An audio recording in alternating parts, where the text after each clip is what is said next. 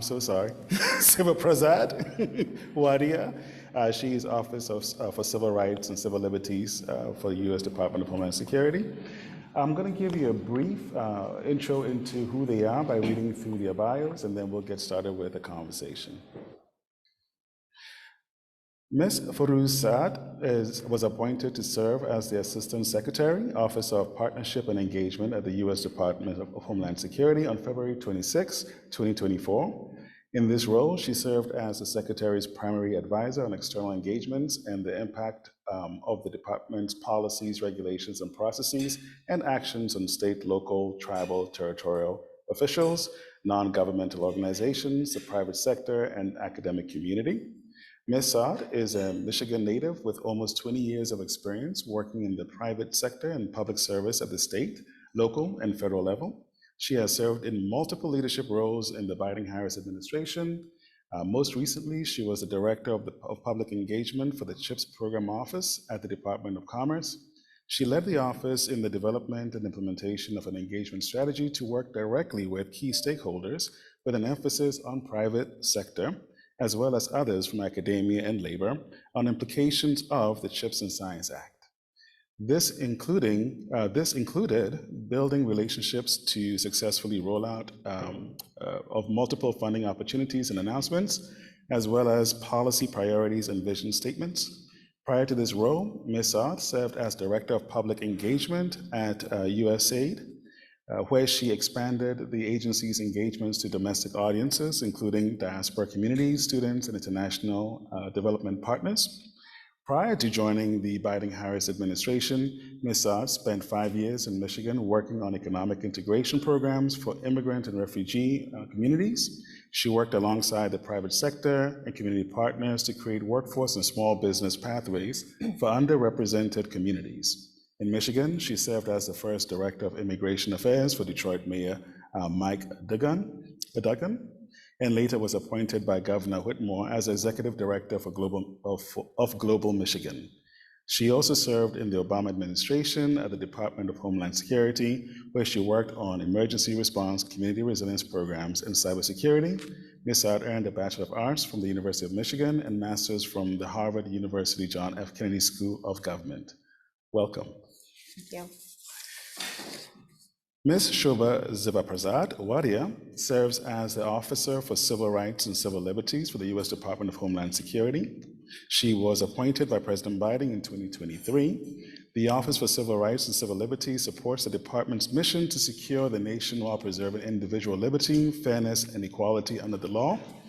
Prior to joining the Biden-Harris administration, Officer Wadhia was the Associate Dean for Diversity, Equity, and Inclusion, the Samuel Weiss Faculty Scholar, and Clinical Professor of Law at Penn State Law in University Park, where she is on leave of absence. A scholar of immigration, she is the author of academic press books, a case book on immigration and nationality law, and dozens of law journals. Previously, Wadhia served as a Deputy Director for Legal Affairs at the National Immigration Forum and an associate with the immigration law firm Maggio Kata of PC, both in Washington, D.C. She has received many awards during her career, including Pro Bono Attorney of the Year in the American Arab Anti-Discrimination Committee in 2003, Elmer Fried Excellence in Teaching Award by the American Immigration Lawyers Association in 2019, and the Fast Case 50 Award in 2020, which honors 50 of the law's smartest, most courageous innovators, techies, visionaries, and leaders. Officer Sivaprasad Wadhia holds a JD from Georgetown University Law Center and a BA from Indiana University Bloomington. She was elected to the American Law Institute in 2021. Welcome. So I appreciate the time you're giving us here at our inaugural National Symposium on Equitable AI. I think this aligns well with what the department has outlined as its priorities when it comes to implementation of AI and protection of the public against some of the harms AI might cause. My first question is to Assistant Secretary Saad. The DHS is charged with doing a lot of security related tasks, like securing our US border, protecting against domestic terrorism, putting the infrastructure for disaster relief in place, and also just handling cybersecurity on a national level. You have seen the evolution of AI pick up tremendously over the last couple of years. How is the Department of Homeland Security positioning itself to respond to this incredible increase in the capabilities of AI and also the potential harms it can cause? And how has it changed your posture and how you respond to threats? Great. Well, first, thank you so much for having us and allowing us to be here, and congratulations on the inauguration of this summit. Clearly an important and very relevant topic. Yeah, so just to kind of begin to answer your question, I mean, you know, the Department of Homeland Security certainly continues to advance the way we think about protecting the homeland. And of course, in this context, that includes, you know, how we modernize AI to ensure, you know, we're adapting it safely and securely, and also protecting, you know, civil rights and civil liberties of individuals. And so, much like we have seen in other industries and other parts of the country, how AI can certainly, there's a lot of opportunities in AI, how it'll potentially advance small businesses, you know, create better and more advanced medical equipment, so on and so forth. You know, I think at DHS, we recognize the opportunities that it can bring to our own agency as well. And I'll get into that a little bit about kind of how we're leveraging it more, and of course that's part of the conversation. But you know, I think again, much like we're seeing in other industries of where there's opportunity, when it comes to DHS and our mission to, you know, protect the homeland in a responsible way, the introduction of AI also proposes new risks to that mission, and so it's. You know, the way I think to think about it is, you know, think about the existing threats as they exist, and AI, much like everything else, just kind of compounds on those threats, you know. And so, you know, right now, you know, think about like a cybersecurity hacker, right? That's like an individual, right? And, you know, can certainly kind of launch, you know, cyber attacks and presents a number of risks, you know. But with AI, you know, you're really kind of thinking about maybe a multitude of hackers, right? And a capability that's able to potentially kind of go kind of see through kind of safety measures that are in place, and can launch, you know, multiple attacks at, you know, a much higher volume, and then of course potentially, you know, making it much more difficult to defend. And from Homeland Security, you know, obviously we're thinking about this in a lot of ways, but I think one critical way is the protection of our critical infrastructure. So you're thinking, you know, utility plants, power plants, you know, our telecommunications system, so on and so forth. And so, you know, that is, I think, kind of one of our critical responsibilities, is thinking about how we protect our critical infrastructure. And so there's a lot of things that the department actually is currently doing and really beginning, and has actually for almost a decade, to really started to leverage AI in different ways, and thinking about how we can continue to leverage AI, and to begin to, you know, detect, prevent, you know, identify these risks, and of course, kind of assess the vulnerabilities as we go forward. So one, you know, very good example is our CISA, our cybersecurity and hold on, I'll get it. CSIA, our cybersecurity and infrastructure security agency. There we go. As the name implies, right, they're our agency, kind of really looking at cyber in a lot of ways. And so they have leveraged AI to really begin to kind of detect and start to mitigate these threats, you know, identify and assess the vulnerability, the threats to critical infrastructure, and you know, really kind of starting to leverage AI to kind of begin to I think, what's the word I'm looking for? Essentially equip, the department and eventually, our partners with the right tools and information really to be able to protect themselves. So I think like that's certainly probably one of the primary ways that, we've been thinking about it. We are thinking about it.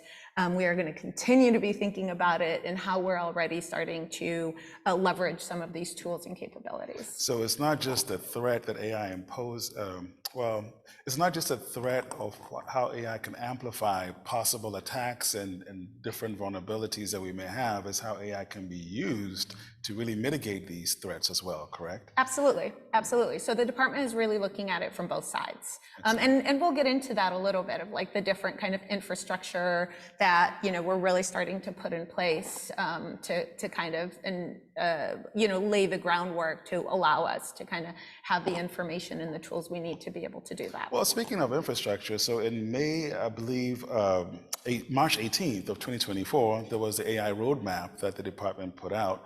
Can you describe what that is to the audience, and also how it impacts what the department does in terms of planning and how it engages its stakeholders?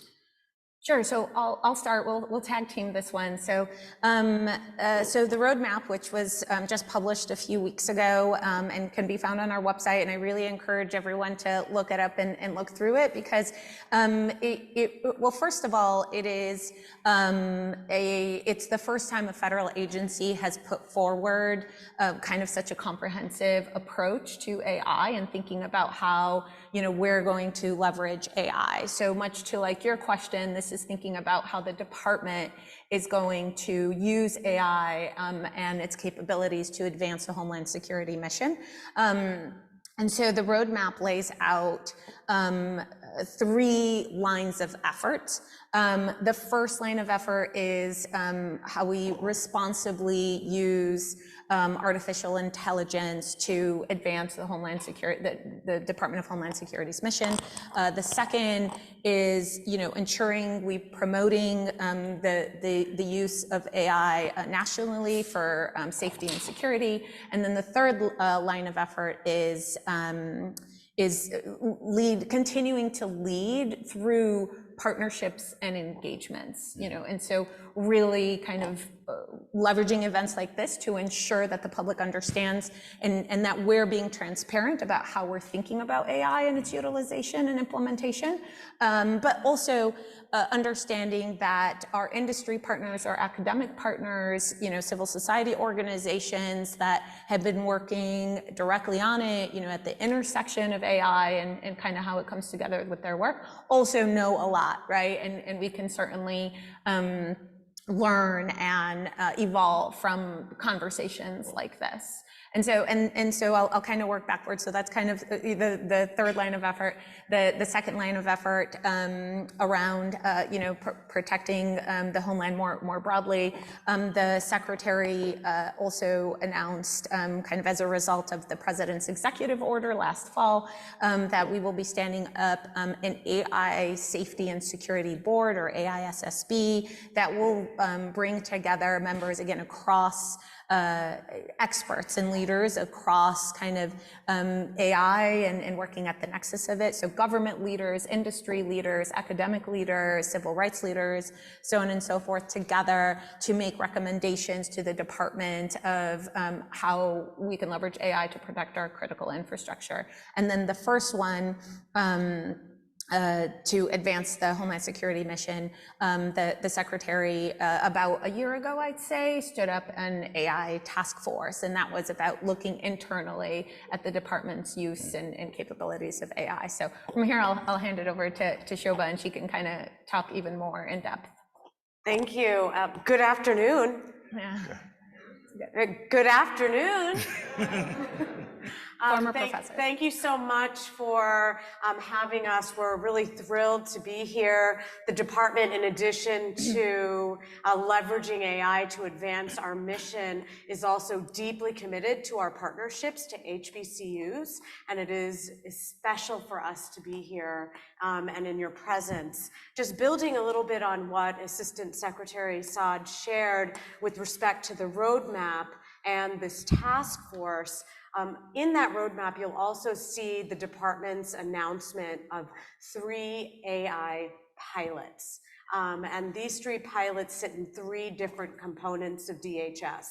One in U.S. Citizenship and Immigration Services. This is a pilot to augment training for refugee and asylum officers. The second pilot is with FEMA, and this is a pilot to improve access for hazard mitigation plans. There's really an intersection with equity with this pilot. And the third is with Homeland Security investigations, which is within ICE, or Immigration, Customs, and Enforcement. And this is a pilot that uses a large language model to receive information in a more efficient manner, or even better information, in order to identify and detect fentanyl, as well as identify perpetrators of child exploitation. So all 3 pilots use either Gen AI or LLMs for deployment. And on the day that the task force was set up to support these 3 pilots, there were actually dozens of components and pilots that were considered. He also named the Officer of Civil Rights and Civil Liberties as the Vice Chair for Responsible Use. So that's my role on the task force, and it's a really good example of where oversight and protection is working hand in hand with operations. Not at the end when we're just signing off on an impact statement, but throughout the life cycle of an AI tool. And so the role of the responsible use group is to identify and mitigate risks with these 3 pilots. And we have specialized groups that involve legal experts, our privacy experts, civil rights and civil liberties experts, that are really helping to inform each of these pilots along the way.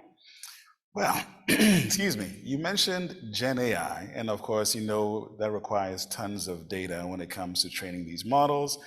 That data typically comes from various sources, including the public. What kind of thought has been put into not just using the most cutting-edge technology, but protecting the American people, protecting their civil liberties and their civil rights, to ensure that, yes, we have effective use of AI when it comes to Homeland Security challenges and problems, but we're not trampling on the rights of others? It's a great question. We're certainly thinking about it internally as it relates to the use of AI by our workforce. We're also thinking about it externally. The Department of Homeland Security really has robust governance when it comes to the protection of privacy, civil rights, and civil liberties. The Privacy Office, as well as my office, the Office for Civil Rights and Civil Liberties, are actively engaged to ensure that all of the DHS activities and programs have these basic protections of privacy, civil rights, and civil liberties. So in that way, the mission space hasn't changed. AI just introduces a new technology and a new effort with the same mission.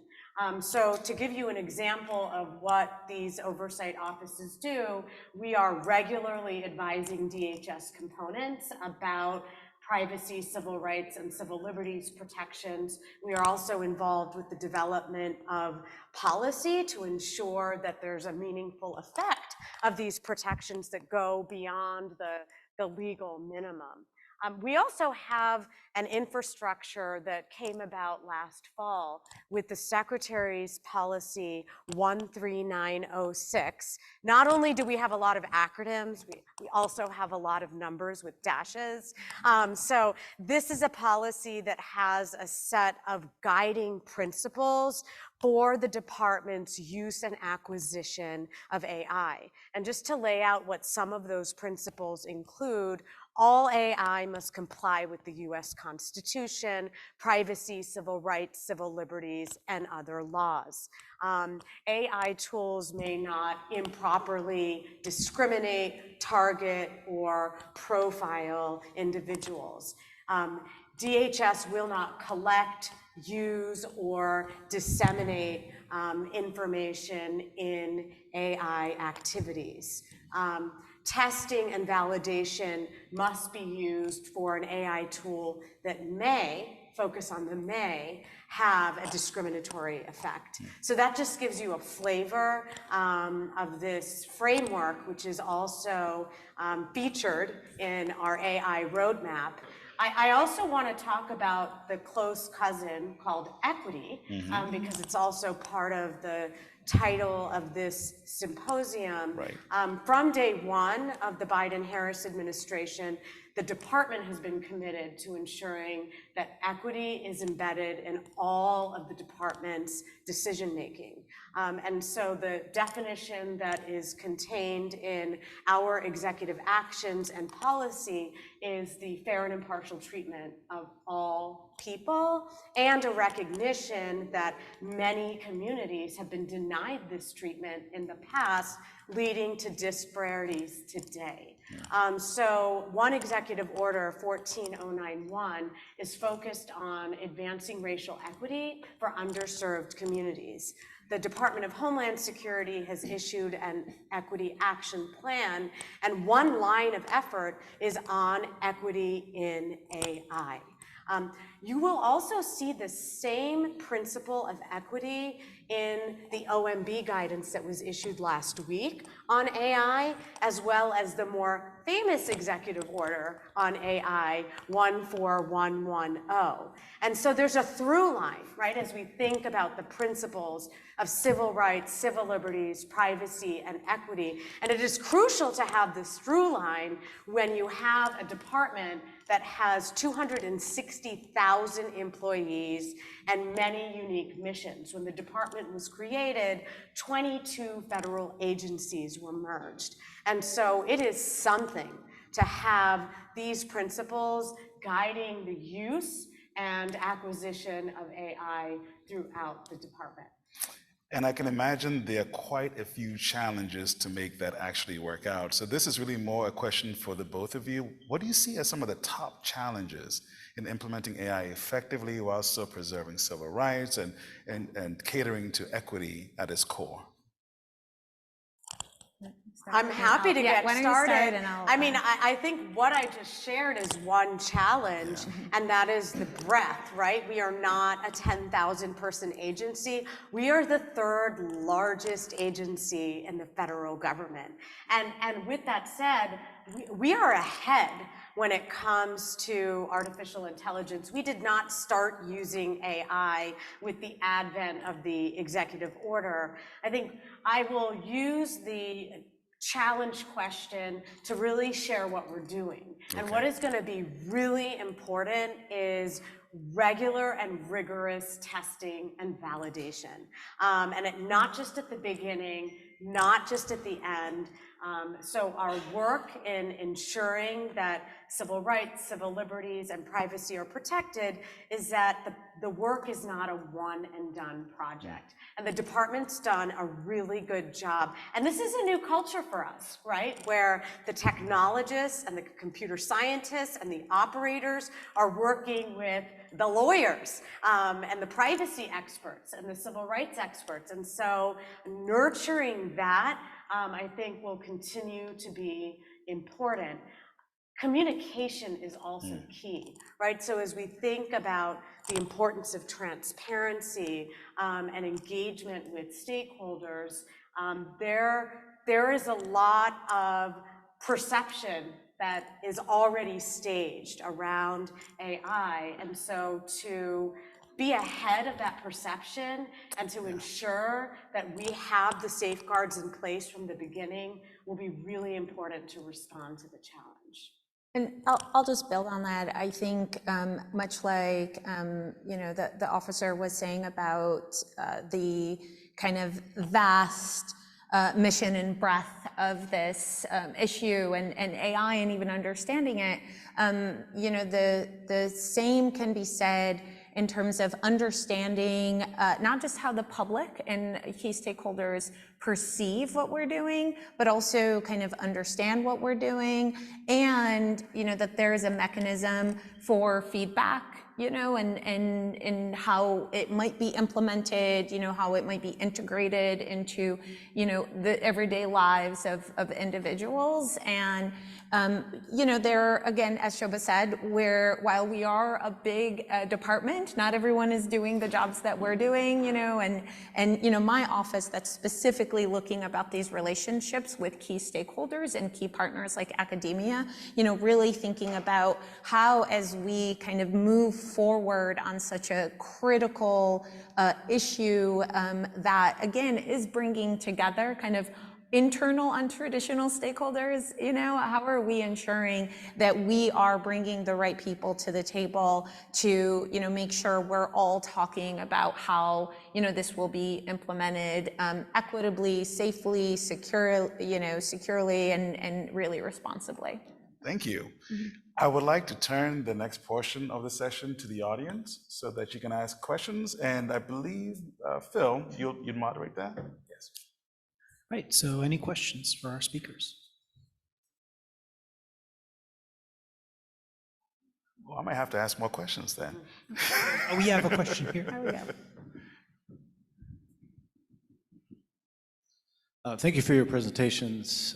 My name is Kenneth Wong. I'm with the University of Maryland, Baltimore. The question I have was, it seems that there's a legal precedent in the United States that law enforcement systems are not considered discriminatory unless there is overt evidence of discrimination. So even if you have sort of a factual bias in how prosecution is done or how jury selections are done, it's not considered to be biased unless there is some overt action by the people who are making these decisions or overt statements of racism.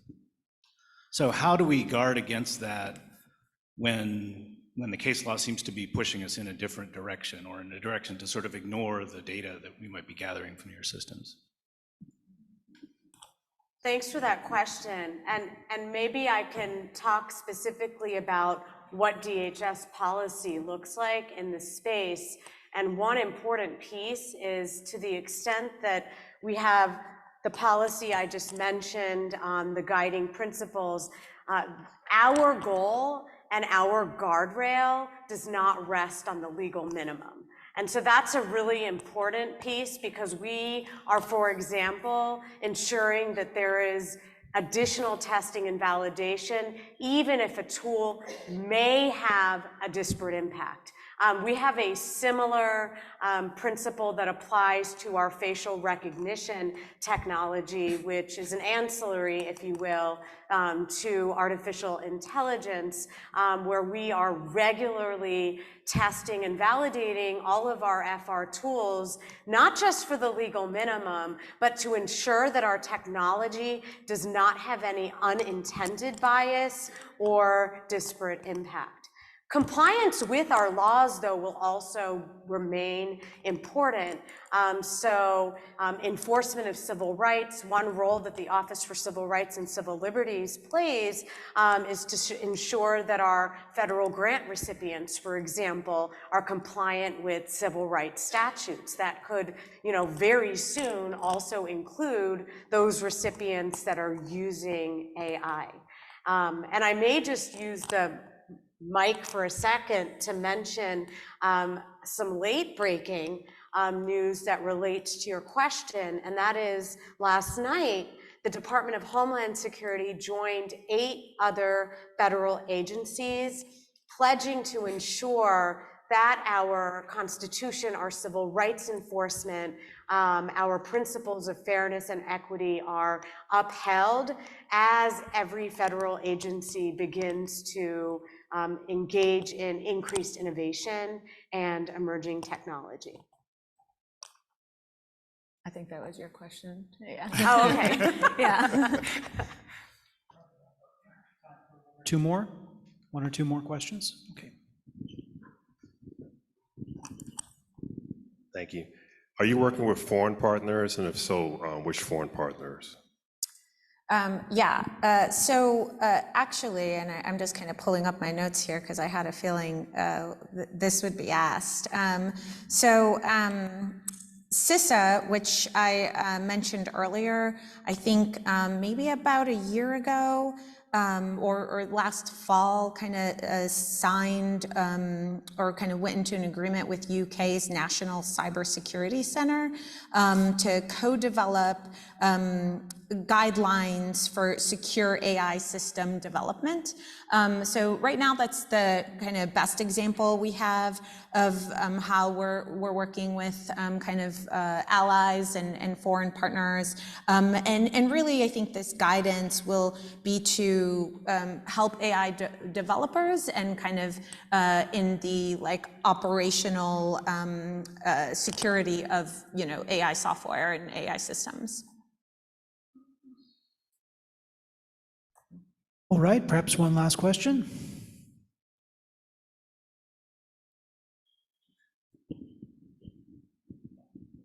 Thank you so much. So I understand that we are doing everything in our power not to make any biased decision, and this policy and roadmap is towards a lot of things to accomplish that we want to do. My question is, if down the road any biasness revealed, say for example unintentional, what is the policy to correct that? Is there anything included in that policy to address this kind of situation? Thank you. It's a great question. It is also an illustration for why the process of testing and validating has to be iterative, right? So if there is testing and validation that today shows no bias, but 2 months down the road shows a bias that was unintended, then there's an opportunity to have a mitigation. Of course, the goal is to be able to identify unintended biases before a tool is in fact deployed. And there is a great effort being put forth internally at the department to come close to an assurance of that. With that said, accountability and enforcement also matters. And so I circle us back to the joint statement that was issued by the 8 or 9 federal agencies last night, pledging to ensure that civil rights enforcement of laws continue and that we are paying attention, right? Even in the advent of increased innovation and AI tool. Oh, I think that's all the time we have for questions. We have to get set up for the next session. Let's thank again our distinguished visitors. Before we do, I just want to give everyone one more opportunity for final remarks before we close out. We do appreciate the time, and we know that it's a bit of a bearing on your schedule to be here. So please, any closing remarks you have before we move on. Well, I feel like I got to say a lot already, but maybe I will, end. I was in a meeting earlier this week at the Department of Justice with several civil rights leaders, and we were talking about AI. And so this is a good example, too, of the interagency conversation around artificial intelligence, which is also crucial to leverage when we're thinking about rights protection and enforcement. The Assistant Attorney General noted that for her tomorrow, for us yesterday, was the anniversary of the assassination of Martin Luther King. And we use that as a marker for meeting the moment, right? Here we are with so much work that continues to need to be done in this age of emerging technology and innovation. So I think we can all take that day as a call to action for all of our roles and our responsibilities as we think about equity and AI. Excellent. Thank you very much for your time. Yes. Thank you.